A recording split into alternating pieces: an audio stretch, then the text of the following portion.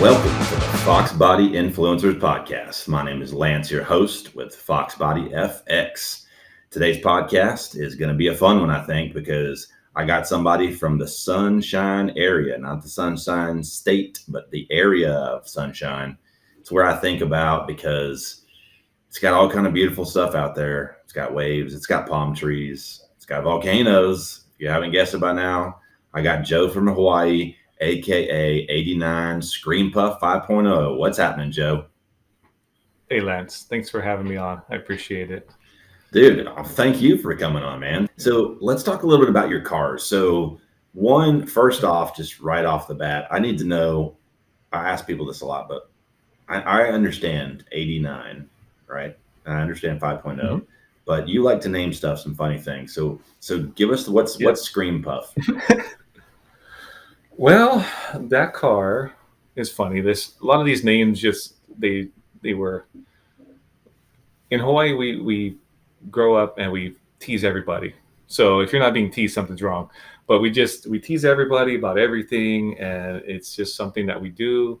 And that was not my first Foxbody. It's probably my fifth or sixth, and it's almond. So it's a 1-year color. It looks like a cream puff. And when I bought it, I actually bought it from an old man who the family was going through something in the wife's side of the family. So they were selling their, Hawaii Kai house and their boat and their cars, all their toys to move to the mainland, take care of somebody in their family. So I had another car, unfortunately, that I had poured my heart and soul to, and it caught fire. So that was immediately I bought another one just like it, but it wasn't as clean, and took all the parts off I could salvage and put into that. It just wasn't the same. And my wife now, but my girlfriend at the time, she was moving back from college. So I asked her, what kind of car you want? And she's like, a Mustang. I didn't ask her what year, what kind, okay, I'm going to go find something I like, So. Yeah. Modified exhaust systems serve no purpose other than to create fear, chaos, and intimidation.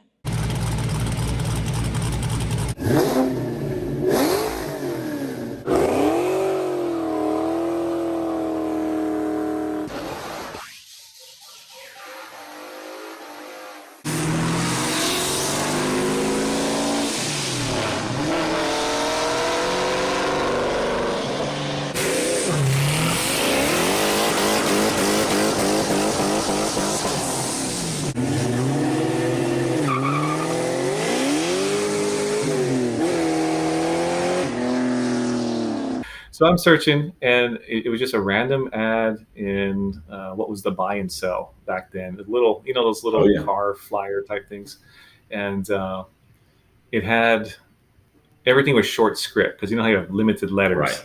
So it was 89 5.0, and it said Cobra BRK. It said 26K ORIGMI. So it was very like what is this? So I was like, well, I gotta see it. And it was a far drive. I took somebody with me, and we went down there. And the guy was so upset that he had to sell his car. He was a Vietnam vet pilot, and I guess he was flying for one of the airlines. So he had the money to do things right, which is kind of nice too. So I went down there, and the wife showed the car, and she opened the garage. I'm like, what the heck is this? Like, this is like the most. At first I was like intrigued, but not I didn't think it was nice. Like it was but then I opened the door, and it smells like a new car, and I checked them. I said 26,000 miles. They had a like one of those prehistoric Carfaxes. Yeah. And I was like, it's got silver bullet wheels that don't match the paint and the trim, but it's got Cobra brakes. It had a GT40 crate motor on it. Wow. And it was set up to put a blower on it. So he had ran down the track with these 245 tires at like a 1410 at like 100 miles an hour because he had no traction. And I was like, it was automatic, and it had like the sand beige interior, which I never had seen in person. And I was like, this is pretty amazing. and he was asking $4,800 for full disclosure Yeah. back in 2006, and he wasn't there. But I talked to him on the phone. He's like, and the wife had already told me he won't, he's not going to be here. So if you want it, like we'll deal. Then you can talk to him on the phone. And so I ended up giving him more. I said, like, it's going to go to a good home. I know I'm young. I told him, but I'm going to take good care of this car. I'm going to keep it as long as I possibly can. I'm going to keep that car and try to keep it nice and make it how I want it. But, I kind of just trying to reassure him because I was 25 at the time, and it's another thing. You could tell the guy really loved the car, didn't want to sell it. And I know that feeling now, how he probably felt then of passing a car along and just hoping this guy doesn't just pile it up somewhere. It was, I forget who it was. Somebody called it, man, it's a cream puff. Like, look at the interior and this and that. So everybody just kept calling it cream puff, cream puff, cream puff. And so I had the car for about a year and a half. And I used to own a different business before. And, we figured out a way to do this and that, and ended up ordering a Pro Charger kit, a P1SC kit. And I told everybody, like, your little forums, you have your build threads and those type of things, your project threads. And I told it, like, now it's going to be Screampuff. So SC, supercharged, Screampuff, and it kind of just evolved into that, and that stuck. And I guess some people, it's pretty funny, but we just have fun with it, and Yeah, I like it. It's a really good name. Yeah, so it's unique. It's been there from about 07. You got that car in May 06, and it hasn't been not supercharged since 07. So it had that P1 on it, and it's got an F1A on it now, and so love those Pro Chargers. Yeah, Nice. But anyway, that's how it got the name. It's just kind of just been with it ever since. Well, I like it a lot, man. And I love those colors that are coming back. Really, I mean, the browns, the green, some of them that are like, we thought for like a little while, we're like, man, those colors are ugly. But now I'm like, no, those colors are cool. Like, I like those colors. Yes, they look you really see good. them. They do, and they look good on those cars because it's the color of that era. Yeah. The tropical yellows. It's very correct. Even like, yeah, it's very correct. Yep. Yeah, which makes it all of a sudden, if it's done right, then it's very clean looking. You think, oh man, this is just correct. It's also very clean.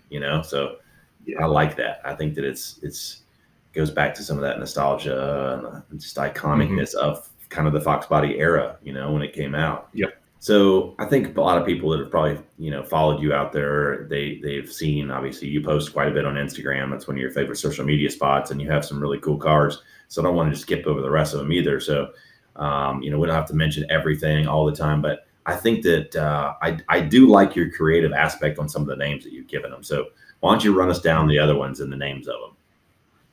Okay, so the ones that have names, there's two teal Cobras. So they're both 93s. The Taylor Swift car is pretty popular. Taylor Swift. And now that was made up by one of my followers. And I'll do that too, because I love just, if somebody wants to give insight, hey, if I like it and it sticks and it's good, by all means, but I love that too, where there's so much, I try to keep a lot of it just positive on that page. And I see some out there, there's a lot of negative. But that Taylor Swift came from one of the followers, and I was like, that's freaking hilarious. I love it. And so for me, the cars generally are like feminine. Like, you're the dude, the car's the feminine, it's the girl, and you take care of it, and that kind of thing. She likes to look pretty, and that kind of thing, and she got new shoes on, and so that's how the Taylor Swift one came. My wife named the other Teal Legit. I like because that. we're old. Yeah. And that one is just kind of sitting right now. There's a lot of little project stuff to do, and I want to take it apart and do the full body and paint on it. So that's why that one hasn't been posted too much. I believe. But let's just stop right there, because you have two Teal Cobras. There's people Is this listening a right bad now thing? going, he just skipped over that right all like completely. Like he just named these cars, but that's 2 Teal Cobras. And most people that are into these would give their left leg to have 1 Teal Cobra that barely runs. Yeah. So Yeah. congratulations on that, man. Like, and you're in Hawaii. It's That can't be funny. hard to do. I mean, that can't be easy to do. Like, I don't even know. Both of these cars, yeah. I mean, it's funny. So the Teal Legit car has a little backstory, and when I was growing up in Eba Beach, this is I couldn't afford a freaking 4-cylinder Mustang back then, and in high school I didn't get a car till I was a senior, and it was a $500 '86 Subaru GL hatchback 5-speed that it was super clean. It was like a time capsule car, but it's not cool. It looks like a door wedge. Yeah. You know, it looks like it's not cool. Doesn't make fun noises. You know, it probably runs a 21-second quarter mile. You know, like it's not cool. But it's a car, and you're in high school, so you just got to appreciate what you got, right? But there was a couple guys with Fox bodies. One guy had a coupe, and he would do the standing burnouts, and I'm like, oh man, like I can't. I'm not going to pull up with my car. Like, That's right. So yeah, that's pretty rough. So, yeah, the that car was around, and it was back then. It already had a 347 in it, had a TKO in it, and it had been done up and never saw the track. The owner just drove it, and he just loved driving it. So it's got 130,000 miles on it. It's a driver car, but it's a real old school era. So it has the DND tubular K membrane, A arms, and the coilovers in the front, and it's got the AFCO adjustable shocks in the rear. It's got the early GT. It's like the '94 GT 5-lug conversion. Mm-hmm. So the brakes are kind of small, but it's 5-lugged. It's got the 347 stroker with the old Edelbrock. I think they're the Victor Jr. heads or Performer. I think I don't know. There's too many of them. Yeah, but I think it's a Performer heads actually. Unknown cam. Nobody can remember what cam's in it, but it makes a lot of noise. It's got a ported Cobra intake, and it's got an old school Vortec T-trim race. So it's loud. Like I think that's the straight cut gears or whatever it is. But the T-trim, so Taylor Swift has a T-trim on it, and that's the stock block, stock trans, stock rear end. So that's the more numbers matching kind of car. I do have all the stock pieces for that car too. So when I bought it, even the hood and heads, cam, the brakes, the axles, everything down to even the 4-lug spindles. I have everything for that car. But the other car, I used to see this car driving around, and I was just like, man, I finally found my first Foxbody, and then it's like, this is what my car could be. I was like, man, it'd be amazing to own a Cobra one day, that kind of thing. But I never thought I'd be able to own a Cobra. And back then, a lot of guys frowned upon the Cobras. In the Foxbody community, I would say, man, I wish I could get one of those Teal Cobras. And like, oh, you don't need it. You got a GT, and you're gonna. It's not really anything besides body kit, and so it's like back in the day, you start. They weren't as much of an upgrade. Now it's like, oh wow, we really want them. Because I had a friend in high school, like he would drive. He had a black Cobra, and another guy had a Teal Cobra, and I'm like it's not that much different than my other buddy. Like he had a LX coupe with a 5.0 in it, but he had some sweet rims on it. Had like some OZs or something, and I was like, dude, those are awesome. Like that looks better than those other ones, really, like because the other ones just had the regular plain old, the stock rims, the Cobra rims. Right. And I think in the back of my mind, I thought, man, you listen to these older guys because they kind of guide you and stuff. And in the back of my mind, it's like, I don't think I'd come off that idea completely. Like if one came up and I could get it, I would. Right. And I love the way that car sounded going down and it's funny, one of my other friends, he lived right around the corner from where that guy lived. And I was helping him with his Foxbody one day, and that car came out, and I'm like, what the? And he's like, oh yeah, he lives around the corner. I'm like, no way. So when I would go over there to help him, once in a while that car would pass by, and I had Cobra NV and that kind of thing. I was like, oh man, that sounds so good. And that you could hear that T-trim just singing. And it's like the Flowmaster to T-trim. That car's got full 3-inch exhaust and long tubes and stuff. So it sounds That's pretty loud. good. Yeah, it's very loud. And that car I actually had a chance to buy a couple years before I got it. And I was working on a deal with the guy who was selling it. And he was asking all kinds of questions too, because he's part of a kind of like an import club, actually like a high-end exotic / import club. Mm-hmm. And he always liked Fox bodies, but none of his friends that own shops want to work on it because that's not their thing. Right. So he started putting all kinds of money into it, replaced the 347 short block, did a whole bunch to it, but also guys that aren't familiar with the cars, they're going to do things that probably shouldn't be done to them, and that's the unfortunate factor when the guys like them and they don't know what, so that's what happens. It's not a modern car. It's not easy to do, for the guys that work on modern stuff, it's not easy to do electrical diagnostics and stuff like that. Yeah. So they don't, it doesn't cross over well for like the people that just work on new stuff only. So anyway, I thought I had a deal made with him, and what came back as he actually used me to make more money on the other guy who bought it. Oh, so that kind of sucks. So I was like, oh man. But I mean, I understand, I thought he would want it to go to a Foxbody guy. And it ended up where, he was telling me how much the other guy was offering. I was like, well, wouldn't you rather, like, I'm setting the same price. He was trying to get me to overbid. I'm like, loose feeling, so I'm like, right. Okay, nah, I'm good.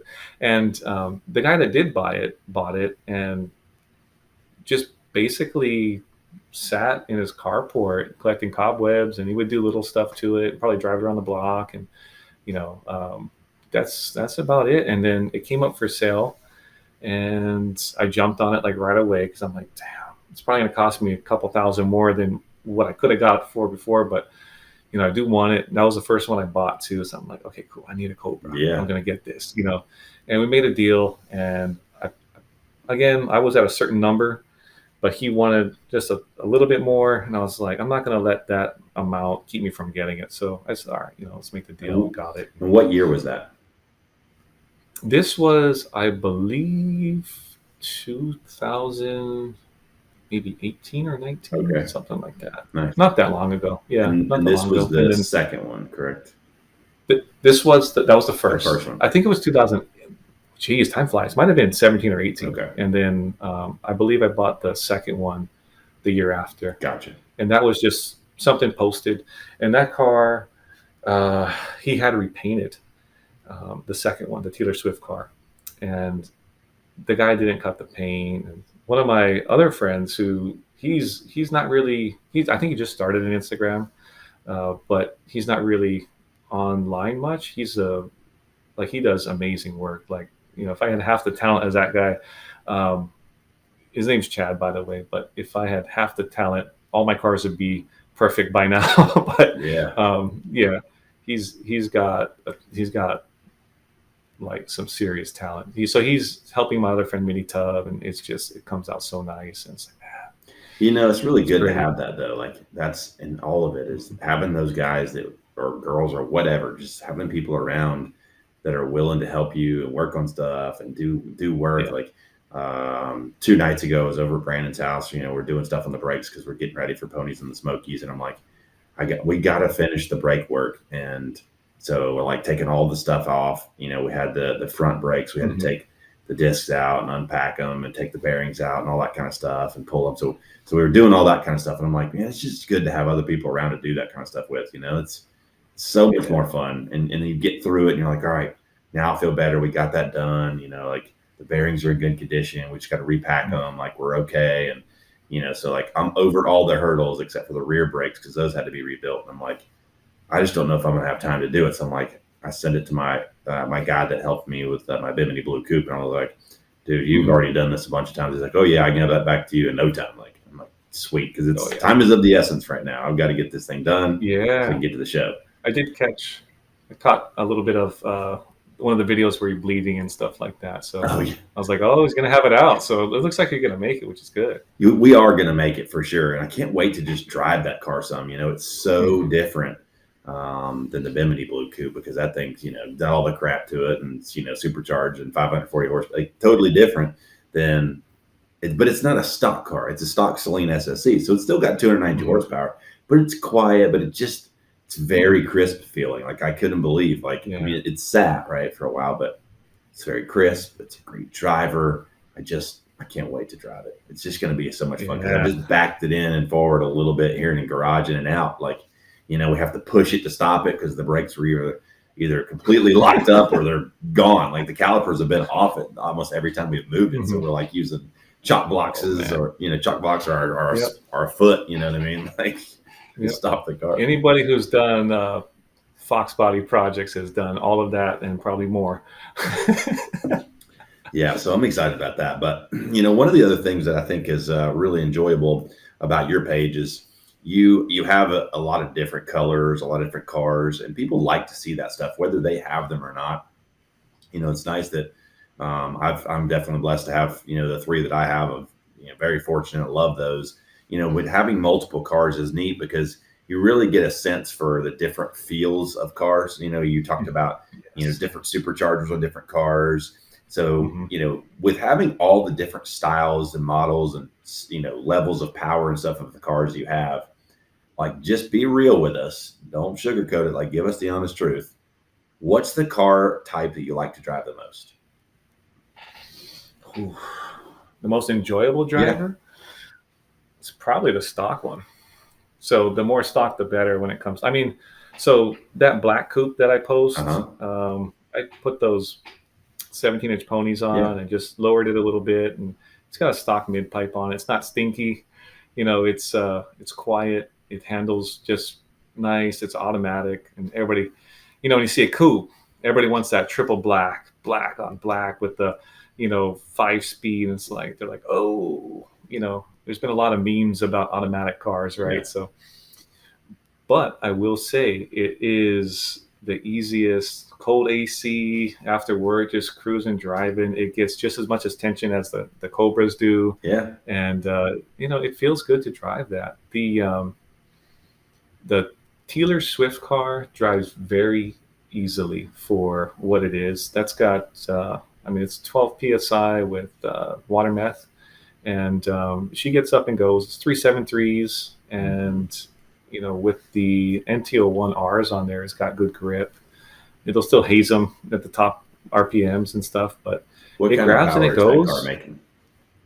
You know, You know? your guess is as good as mine. It runs good. I haven't dynoed it. It's got an old school Ford Motorsport fuel adjuster on it. The little knobs and all that stuff. I've never seen one in person since probably back in '99, Okay. 2000, and that car has one, and it runs really good. I haven't dynoed it. That's one thing is I'm slowly converting my warehouse into a hobby shop, and I would love to be able to put a dyno in there and just mess around and Yeah. have a blast on the weekends when nobody's around. So, yeah, um, I don't know. It's hard to say. I mean, I'm sure people will listen to this and they'll be able to make guesses as far Sure. as what 12 psi. It also depends on the tune too. I mean, there's a lot more than just It's true. Yeah. what all's So, done to yeah, it. How well is exactly. it tuned, and how right is it running, and all that kind of stuff. And Yeah. you know, It has a SCT flip chip on it for 92 octane, and that with water meth, and keeps it relatively safe. It's down like 11.3, 11.4 wide open throttle, and I don't know. It'd be fun to just put on there and see what it does Yeah. with this kind of like mix of old and new, Yeah. technology tuning it. But ideally, it'd be nice to get a dyno tune and see what I can put down. But it's a stock block, so Yeah, but you're Yeah. also you like to drive the stock car. I mean, or almost stock car. I mean, I can say that when we modify these cars, yes, we like them. They look good, they sound good, and they can get down. But we become like gauge vultures. We're like looking really hard, it like is. everything, the temp, Yes. and the oil pressure and the boost and like all the stuff. And we're like, oh my gosh, is anything Yeah. going on? So it's so constantly like, it's like Mhm. high stress. And that equals It's when high you get stress. back, Yeah. you're like, I don't know that I really enjoyed that as much as I thought I did, So Well, when people ask like that question you ask, like I love like Screampuff has this very tight feel. It's very loud. It's probably louder than I want it to be. I don't really like the loudest car. I like the best sounding car. Yeah. And that's the first time I really played around with a different exhaust besides what I traditionally will put together. It's a MagnaFlow Competition 3-inch catback on an off-road X pipe, and I went back to shorty, but equal length shorty headers on it because the long tube it has a T56 Magnum swap, and it's such a pain with the long tubes, just if you're going to do anything. So, but I mean, last time I opened it up, it was like 17 psi, and it was moving pretty good. Oh yeah, that has the Pro-M EFI, and it keeps it. Actually, it runs really well with it, but that car is work to drive. It feels like a lot of work, and I'm sure your Bimini Blue feels like a little bit of work. The Teal Legit car with the 347 and the TKO and the T-trim on it, that car feels like quite a bit of work. When you get out, you smell like the car, and all that nostalgia is there. Yeah. But you're a little bit tired, especially if you got the windows down, you're not running the AC, and it's like all the heat, and you get stuck on a couple stop and go traffic, and it's like, oh man, do I risk heating up this car by throwing the AC on for the windows, or just kind of like suffer and let the car worried about the wrong things? Yeah, exactly. So, but that's Foxbody life, right? It's kind of always been like that a little bit once you start getting serious with them. So there was a guy that emailed me the other day, and he was like, yeah, you need to do, because I was talking about, I'm going to do it. I keep telling people I'm going to do it. Well, I am going to do it. It's just, I want it to be right. It's going to take some planning, and it takes other people being involved, more than one, and getting everybody's schedules lined up and the right people involved in the built versus bought. And the guy sent me a nice long email, and I really appreciated it and responded back to him. I said, and he was talking about do a built versus bought versus stock. And I was like, well, it didn't really make sense in that manner for me, because the built versus bought was all about modified, right? Like, right. They're both modified, but it's built versus bought and how you get to that point. So right. It's not about, versus stock. But I told him, I was like, I do want to do an all stock episode, at least one.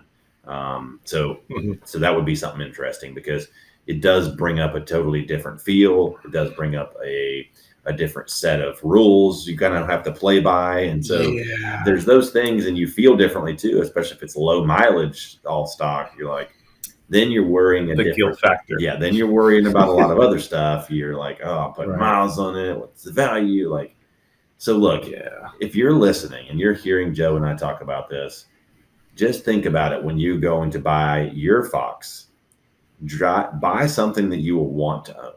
If you want a driver, buy a driver and find out, do some research and ask people, hey, what do you like to drive best? Because you want to drive it.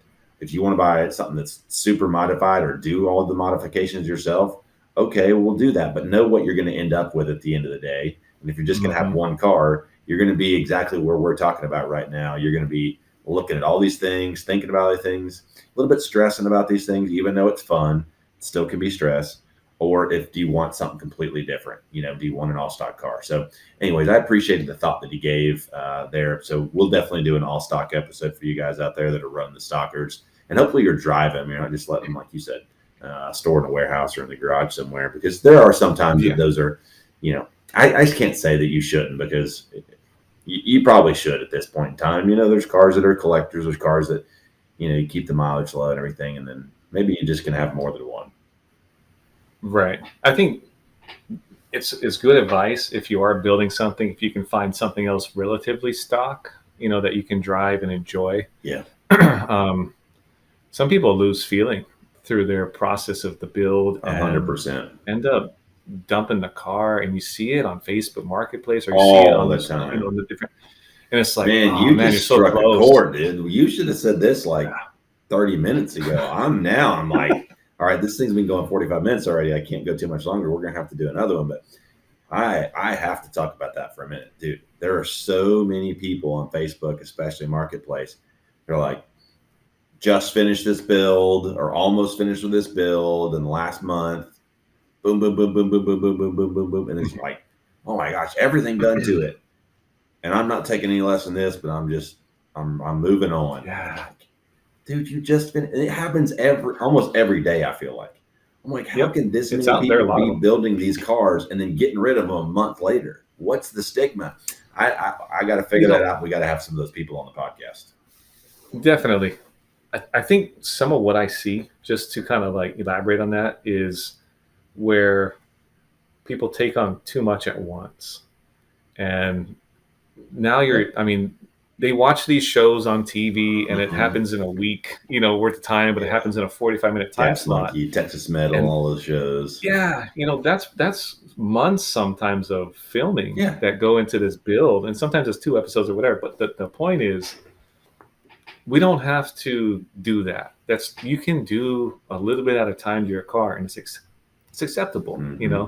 You can do say you want to go T56, you can do a T56 swap, and you can still run your push rod in front of it, and you don't have to do the engine. Oh, the engine's going to come out. I'm going to take everything out. It's like, just don't try to keep up with everybody else or with these shows you see. Sometimes looking at social media is a bad thing. Yeah. You see these cars out there, and for me, that's why I'm like always saying, like, my cars aren't fast. They're not very nice. Like, you come and see them in person, I'll show you all the flaws and everything else. They look good in pictures, as most people do, or their cars do. But the thing is, like, I don't. So you're one of the lucky ones. But but the thing is, you just enjoy them. Enjoy your car. If you got more than one, it's kind of that's another blessing. You just kind of just hop from one driver's seat to the other. It's a lot of work to have more than one car, though. You're talking maintenance, just battery tendering, all these different fuels, things you got to worry about, from sitting and keeping the tire pressures up. Just the basics will keep you very busy, as opposed to, I'm going to take this car apart and blow it up and have a full paint, do new glass and everything else. It's like, that is asking for a lot of work, a lot of trouble too, if you're not thinking the thing all the way through. So, and most people aren't. Yeah, those are. And that's just the rip. Yeah, because it's not they get excited. They get excited. It's not that they don't know how to do it. It's just that they haven't had that plan and going all the way through the end, and then they change it up so much along the way. Like when I was talking to Tom, the War Admiral, he was talking about stay with that plan, man. I was like, it's some of the best advice that I've gotten through the podcast is stick to the plan, because you start changing the plan, man. And it's like, I did that a little bit, man. I did on my car, and I'm going back. I was talking to Matt with Fox Resto, and I'm like, I hate the coilovers. I do not like them. I'm not happy with the ride. It's just not my jam. And so he's like, you need like the conies and some just static springs, the height you want. I'm like, so Tom hit the nail on the head. That resonated when I heard that, because we've all kind of probably, I think that was like probably one of the highlights of your podcast, which, shout out, because way to go, Tom. Like, you just eclipsed my entire podcast, apparently.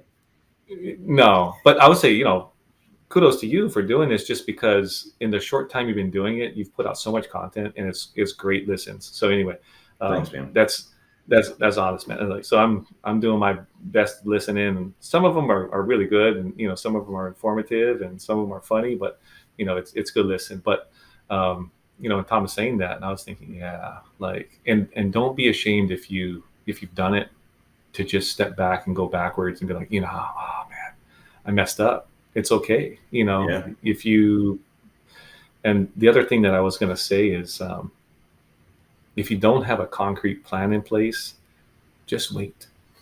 Yeah. Give it some time. Formulate it. Or just let it simmer. But some people have to do this, though. You know what I mean? Do. It's in them. They got to do it. So, but my thing would be, just let it simmer. Yeah, that too. Don't get it's. We're too impatient as people. That's exactly that part. Just kind of, that's the whole hold society. back, hold the reins. We say pump your brakes. Yeah. Like, just sometimes those things have to kind of happen more, naturally. And but that'll usually end a better result in the end. So absolutely, man, I couldn't agree more. Well, if you're out there and you need to hear this, pump the brakes, just chill out a little bit. Don't be so impatient with your project, and stick to the plan. Listen to the podcast, get some ideas from guys like Joe and the others that we've done, and just think about it and really decide what you're going to do. Have fun with it. Obviously, whatever you're going to do, you're buy build one, you're going to buy one, you're going to minor restoration, That's whatever the you're number one thing. whatever you're going to do, have fun with it.